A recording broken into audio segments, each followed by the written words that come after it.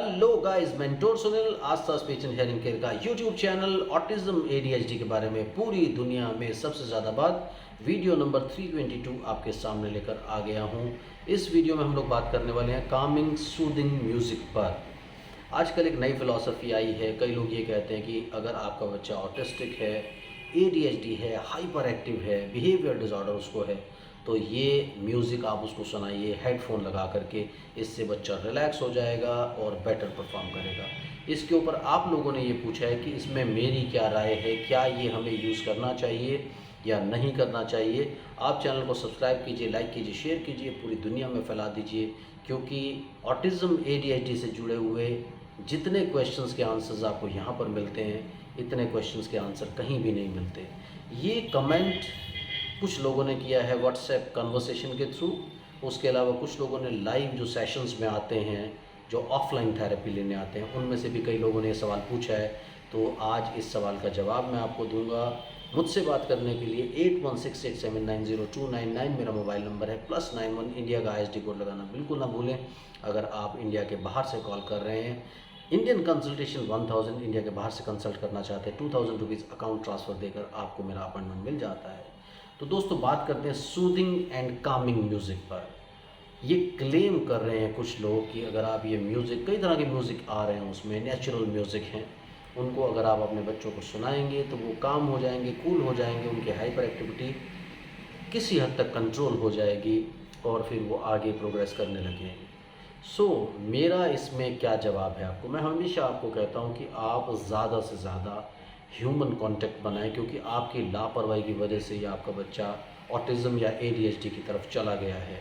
तो अगर आप अब फिर कुछ गैजेट्स का सहारा लेने वाले हैं, ये प्रॉब्लम कैसे होती है? आपका बच्चा बिल्कुल कॉन्शियस होता है, नॉर्मल होता है। आप देखोगे 1 साल 1.5 साल तक वो नॉर्मल प्रोग्रेस करता है, कई सारे वर्ड्स भी बोलने की कोशिश करता है और नेम रिस्पॉन्स भी उसमें होता है, वो टर्न भी करता है, वो इशारे भी करता है। लेकिन उसके बाद सडनली आप जब उसको मोबाइल फ़ोन, टीवी, इस तरह की चीज़ें देना शुरू करते हैं, तो सडनली वो आपसे रिग्रेस कर लेता है, वो दूसरी साइड में चला जाता है और वो नॉर्मल बच्चों की तरह डेवलप नहीं होता। उसका communication, social, emotional development normal बच्चों की तरह नहीं होता। तो ये प्रॉब्लम क्यों आती है? जब आप उसको मोबाइल फ़ोन देते हैं, उसको टीवी देते हैं, तो बच्चा आँखों को झपकाए बगैर लगातार उसकी तरफ देखता रहता है। तो जैसे कोई पहुंचा हुआ इंसान किसी को हिप्नोटाइज कर लेता है, वैसे ही टीवी और मोबाइल फ़ोन एक तरह से आपके बच्चे के कॉन्शियस ब्रेन को सबकॉन्शियस ब्रेन की तरफ टर्न कर देते हैं। उससे क्या होता है, आपके बच्चे को स्टिमुलस सभी मिलते हैं, लेकिन आपका बच्चा फोकस करके उन स्टिमुलस को रिस्पॉन्ड नहीं कर पाता। तो ये प्रॉब्लम होती है, वो कॉन्शियस से सबकॉन्शियस की तरफ और अल्टीमेटली वो अनकॉन्शियस की तरफ चला जाता है, जिसमें क्या होता है कि आपका बच्चा बिल्कुल रिस्पॉन्स नहीं करता।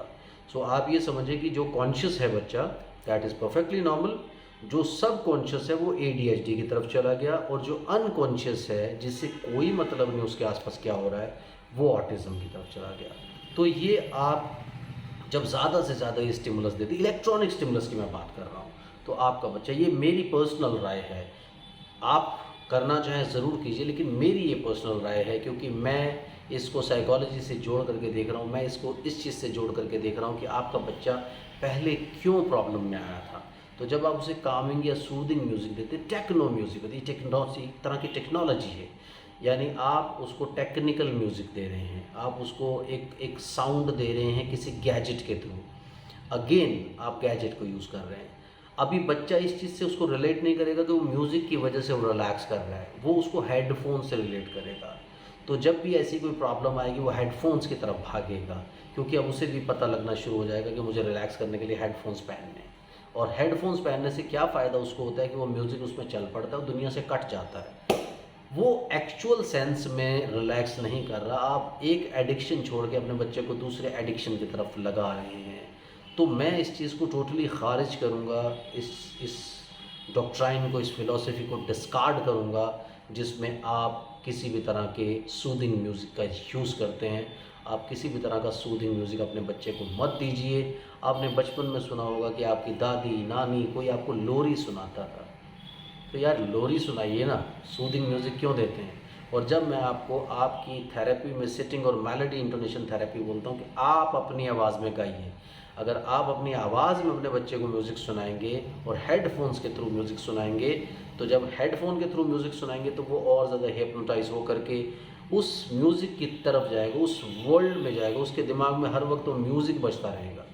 और जब आप अपनी आवाज़ में सुनाओगे तो वो ह्यूमन बीइंग के करीब आएगा, यानी वो आपसे सोशलाइज करना शुरू करेगा, और वो आपके बच्चे के ऑटिज़म या एडीएचडी से बाहर निकलने की, उससे छुटकारा पाने की पहली सीढ़ी होती है। So don't use any sort of music, मेरी राय है ये। आप लोग डिफ़र भी कर सकते हैं, दूसरे स्पेशलिस्ट भी डिफ़र कर सकते हैं, बट मेरा एक्सपीरियंस जो मैंने 25 साल में सीखा है, देखा है, उसके बेसिस पर मैं आपको सजेस्ट करूँगा, don't go for any such music. Go for, आप सिंपल लोरी सुनाइए अपने बच्चे को, आप अपने बच्चे को मेलोडी सुनाइए, खुद से सुनाइए, गा के सुनाइए, उससे आपको बेनिफिट मिलेगा। Thank you very much, bye bye.